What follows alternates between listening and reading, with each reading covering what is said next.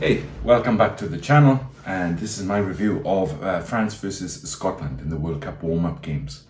So let's get into the review. There were a lot of changes in both sides, Scotland and France, but most notably France brought some of their big guns back, Dupont and Entomac at 9 and 10 most notably, and it's looking to be more close to France's first team. So interesting to see how they go against the Scottish side. So Scotland start really well, some nice phase play and good ball retention, not many handling errors. Kick for the corner, and right from the start of the match, Finn Russell looks like he's here to play, and he ended up having a really good game, I think, and he's a very talismanic player for the Scottish. And Scotland swing the ball out, and Scotland get a try very early on, 7-0 to Scotland, and a great start for them on France's home turf. France respond really quickly, they get the ball in hand, get some good territory, and end up getting a penalty. Ramos, who kicked really well for the posts all day, slots it over, and France are back in the game, and it's 7-3 to Scotland. So Scotland maintain their possession and early dominance, and get another penalty, and Finn Russell puts it over, and it's 10-3 to Scotland. So it's looking good for them at this point. Unfortunately for them, the referee takes a disliking to their play at the breakdown, and they start conceding a lot of penalties, and they go France's way, and Scotland's penalty count in the first half it ended up being pretty horrendous. I think there were almost at 10 penalties by the halftime whistle, which is as many as they conceded in the whole match last time. So that really cost them the momentum in the first half. But still, they're in the match. France get another penalty to make it 6-10, and then unfortunately for Scotland, Ali Price gets yellow carded for not getting back 10 meters from a quick tap. A little bit of a harsh decision, I think.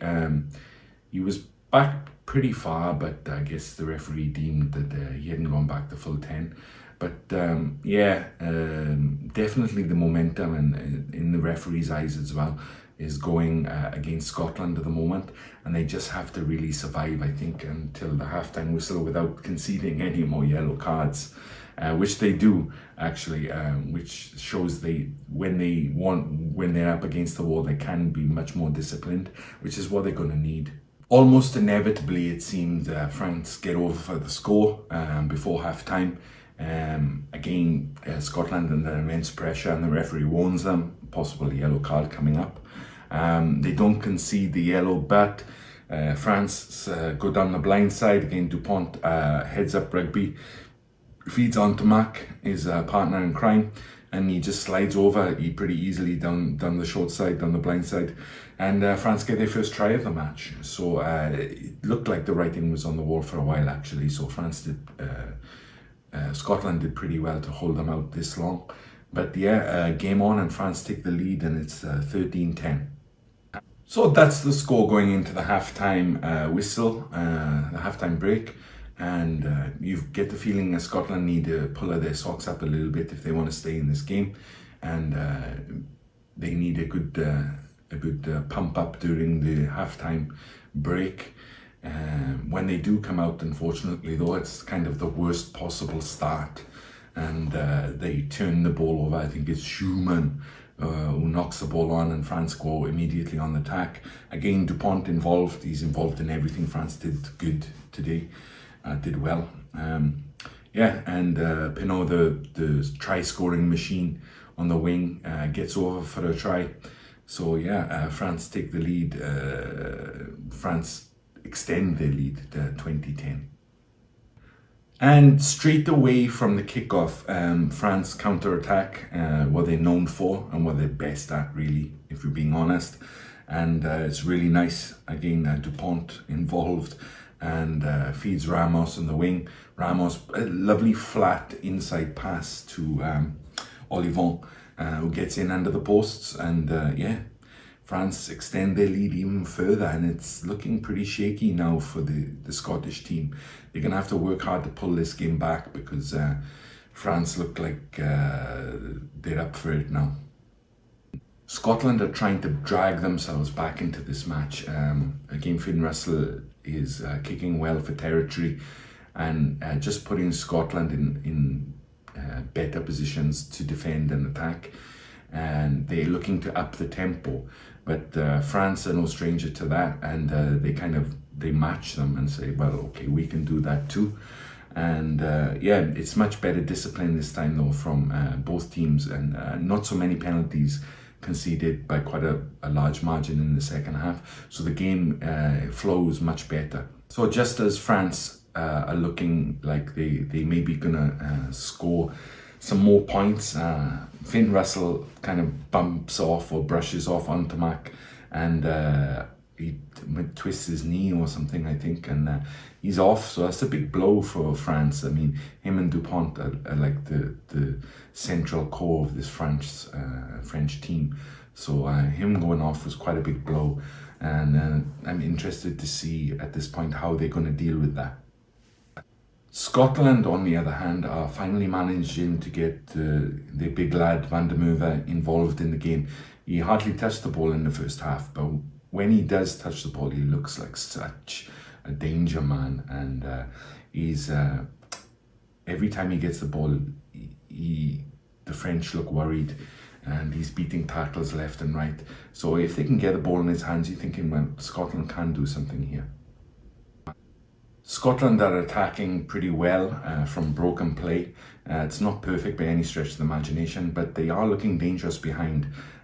Hugh Jones, the centre, makes a break.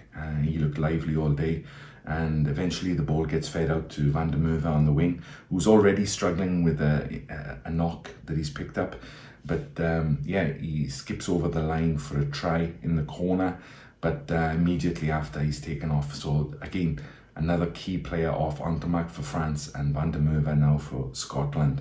So both teams are struggling a little bit with injuries, but Scotland back in the game, and it's 27-15. Scotland stay on the attack, and you know, my favourite player, I've made it known plenty of times on this channel, in the Scotland side, King Horn. He kind of takes up the responsibility of beating players in the back line. And Scotland's backline throughout the game looked really good. All of the players have the ability to beat a man, and that's invaluable, really. And the French defence, Sean Edwards' defence is very strong, but King Horn manages to make a half break. A kick is put in, and Stein cuts up the French defence. They end up getting a penalty, a quick tap from Finn Russell. Great awareness from him again, and Scotland are over for a try under the posts. So they're well and truly back in this match now. King Horn again is involved making breaks in the back line, and feeds the 9 for Scotland, who puts in a nice little grubber kick.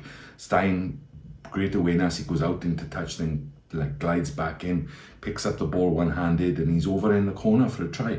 And it's a really beautiful try actually, and you got to give Scotland credit. They can score some nice tries, you know what I mean?